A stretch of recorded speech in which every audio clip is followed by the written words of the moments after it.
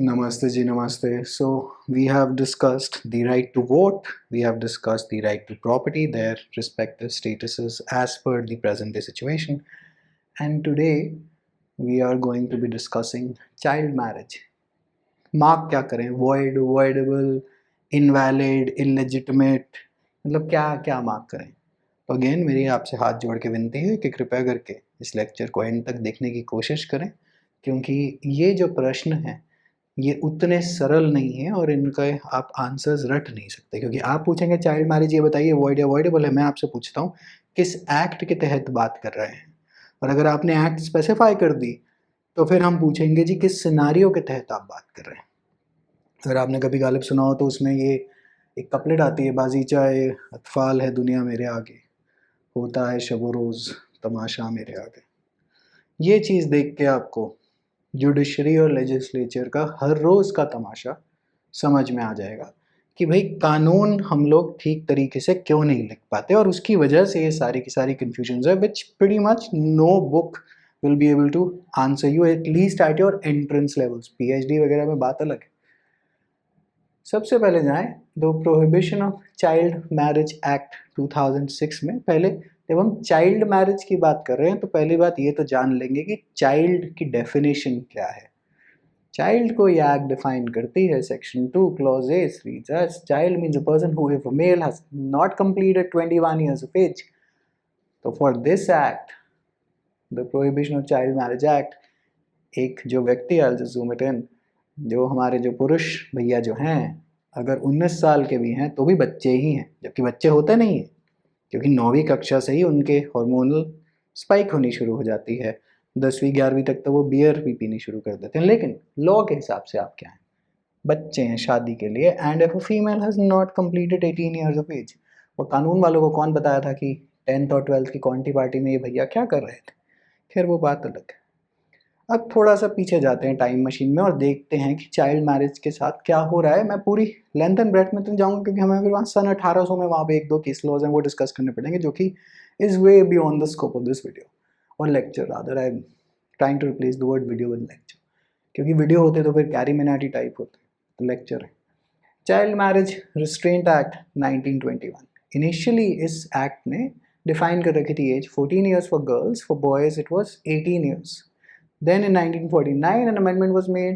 Girl का काम आपने 15 years कर दिया था. And in 1978 the amendment was 18 and 21. तो बेसिकली हम एज कॉन्टिन्यूसली रिवाइज करते हुए आ रहे थे, लेकिन ये पहली एक्ट थी जो आज की डेट में रिपील हो गई है. By which act? By the prohibition of child marriage act 2006 itself ये रिपील कर दी गई है. तो बेसिकली ये जो एक्ट है, this is the modern version of child marriage restraint act. ठीक है जी. And it only contained punitive provisions. It didn't talk about the status कि भाई चाइल्ड मैरिज होगी तो ये बताओ वॉइड. वो कह रहा है जी अगर तुमने करी तो मैं तुम्हें how will I restrain you, basically या तो मैं करने से रोकता हूँ, लेकिन अगर हो गई तो फिर मैं पनिशमेंट दूंगा, लेकिन अगर हो गई तो शादी ठीक है. ये बात आप समझ लीजिए. इस एक्ट ने कुछ नहीं बोला इसके बारे में. तो दिस वॉज क्रिटिसाइज कि यार ये तो काम ही नहीं करती. Now we come to the heavy weight, the elephant, the HMA 1955. ठीक है जी.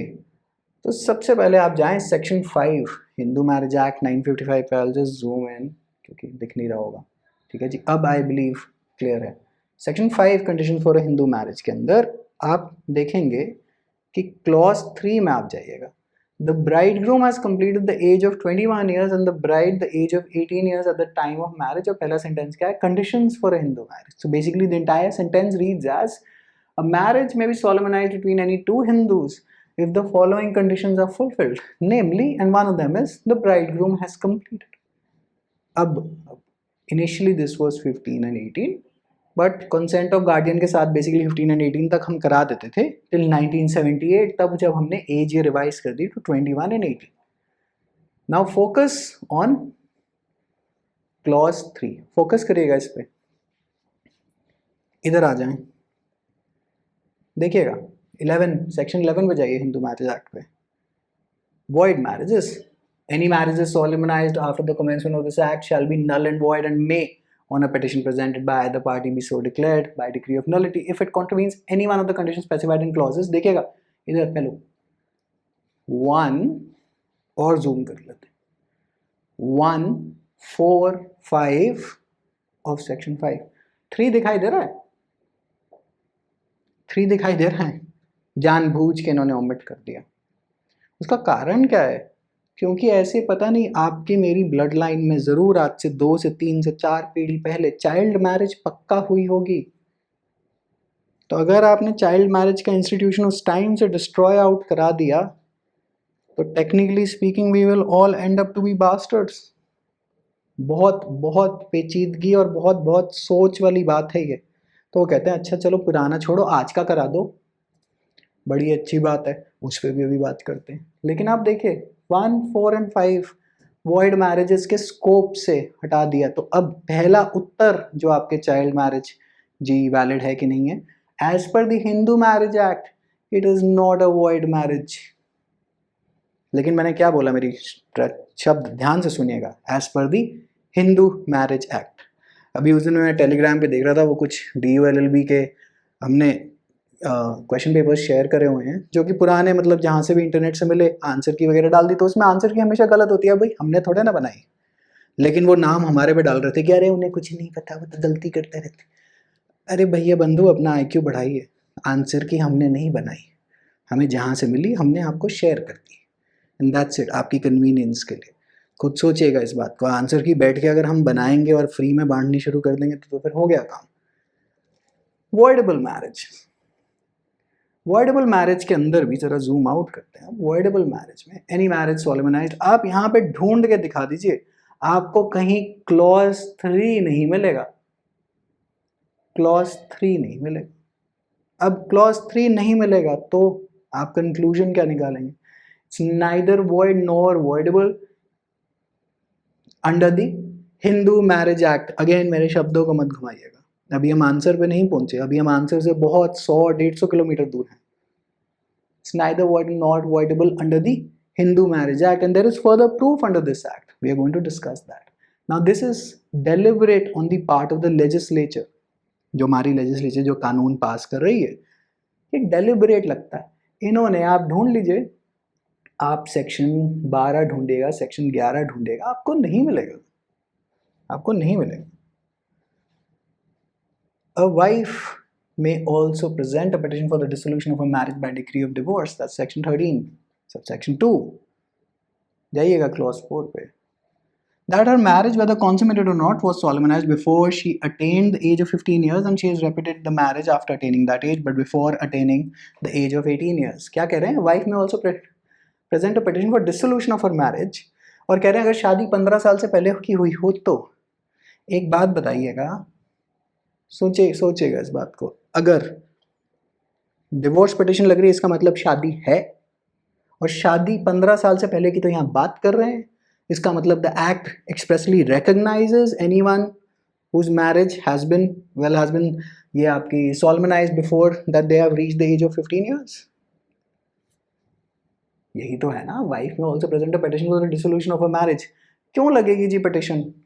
शादी होगी तो डिसॉल्व कराएंगे ना, तो शादी तो रिकॉग्नाइज हो रही है that a marriage whether consummated or not was solemnized before she attained the age of 15 years।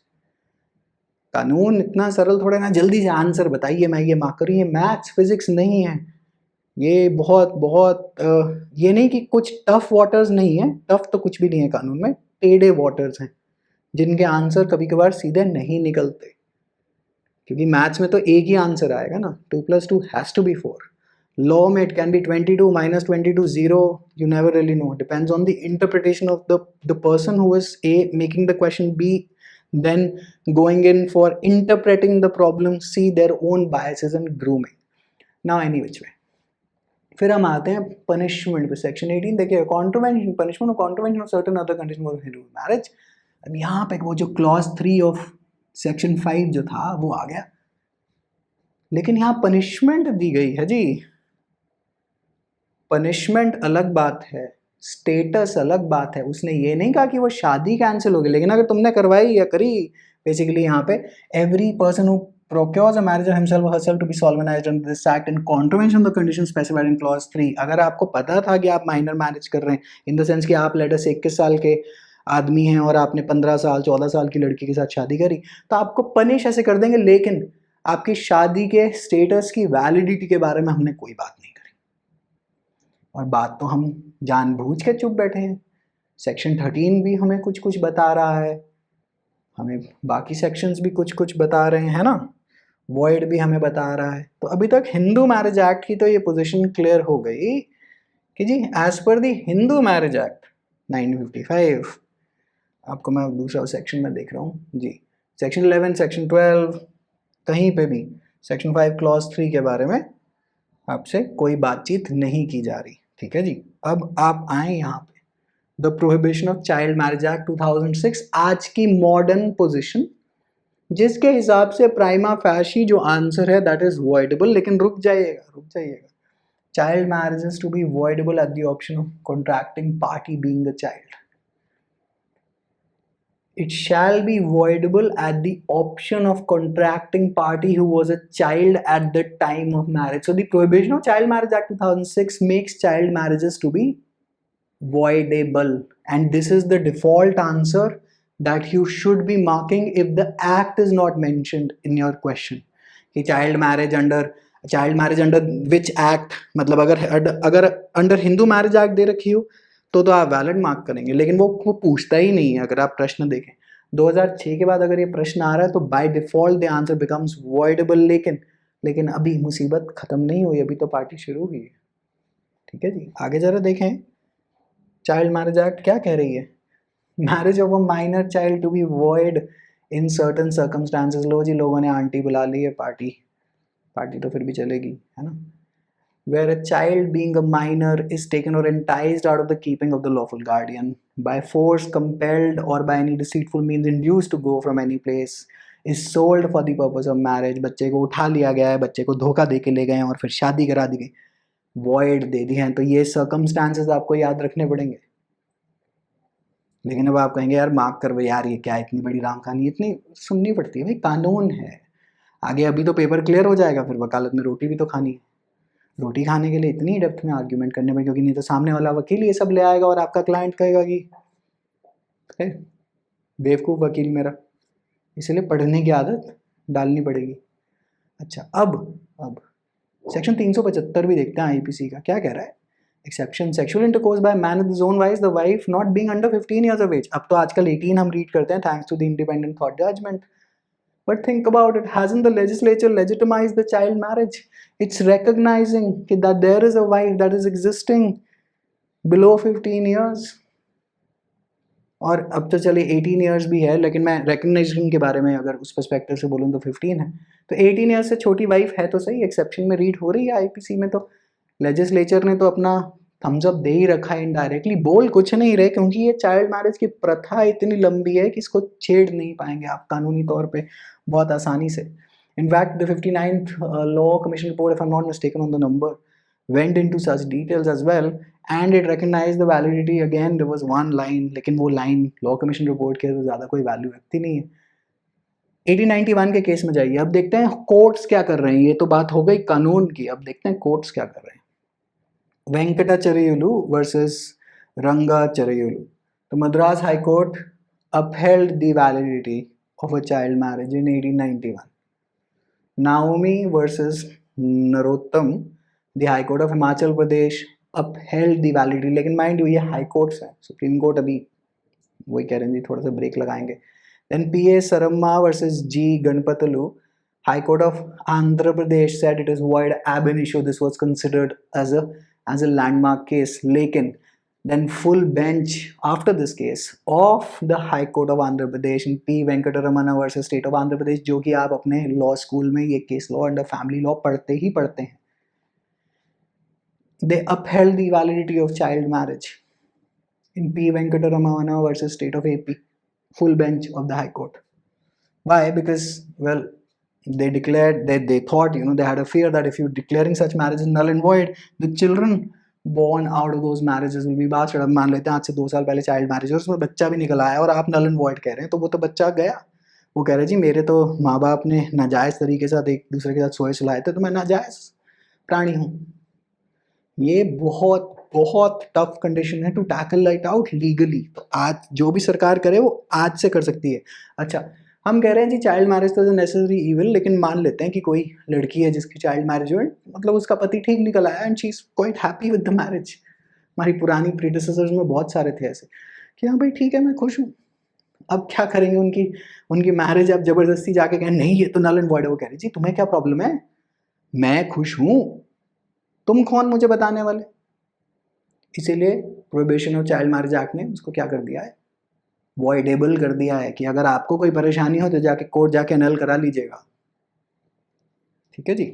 Supreme court ने क्या कहा, लीला गुप्ता वर्सेस लक्ष्मी 1978 में, तो ये ऑबिटर था, ये रेशियो नहीं था। This was not, they were not talking about child marriage at all, this was just an observation that in certain instances under the Hindu Marriage Act, marriages, you can punish them, but they're not void. So they were referring to a child marriage, but it was an observation. So again, it only has a persuasive value.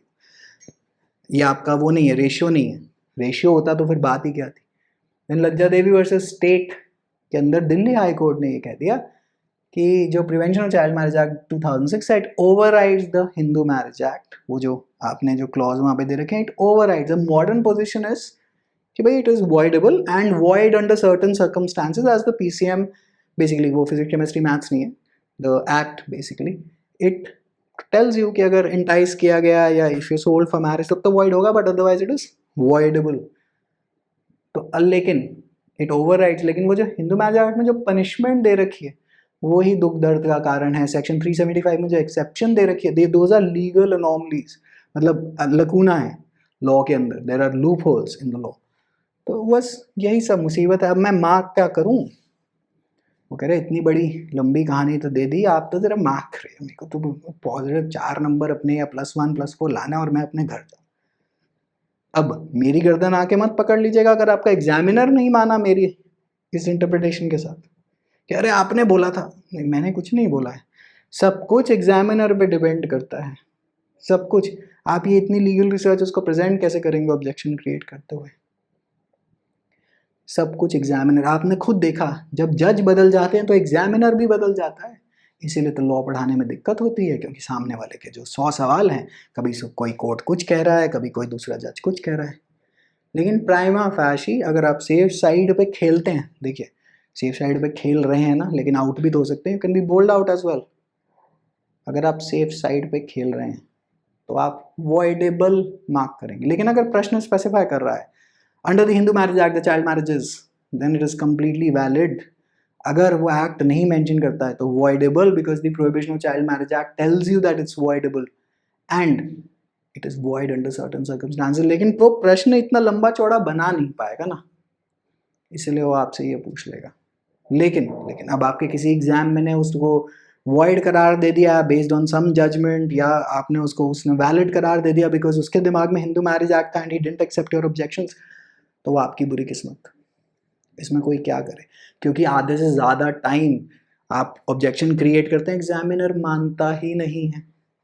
कानून है ना, जज साहब मान ही नहीं रहे। कभी कभार आप बिल्कुल सही हो सकते हैं लेकिन जज ने आपकी सुनी ही नहीं, क्लाइंट को क्या जवाब देंगे। इसीलिए these videos or rather these lectures, they are for your information alone, कि जी ये ऐसा सीन है और ये बड़ा कॉम्प्लिकेटेड सीन है, ये आसान प्रश्न नहीं है, इनके ऊपर बहुत सारा काम करना पड़ता है। और यही काम आप एक वकील के ऑफिस में जाके करेंगे। वकील साहब तो जाके कोर्ट में जाएंगे, चाय कॉफ़ी पियेंगे, जिन्होंने मेहनत कर ली। अब आप ये सारी रिसर्च करके देंगे, और जितनी बेटर आप ये करके दे सकते हैं उतनी ही जल्दी आपकी progress, you will travel up the your career की लैडर।